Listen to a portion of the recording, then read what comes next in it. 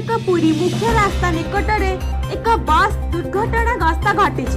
षोलपमा नामक एक घरोई बस काकटपुर पुरी जाउथिबा समय रामचंडी ठारे केन्द्रापड़ारू आसुथिबा एक टूरिस्ट बस को पछपटू धक्का देइथिला।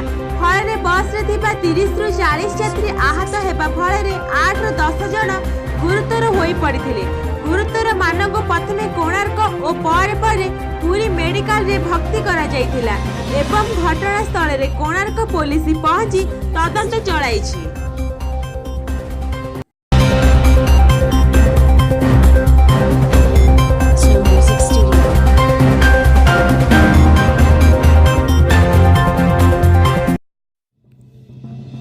सेपटे अस्तरंग ब्लॉक नुआगड़ा गाँव में प्रबल घूर्णिझड़ प्रभाव में बहुत प्राय क्षयक्षति घटी।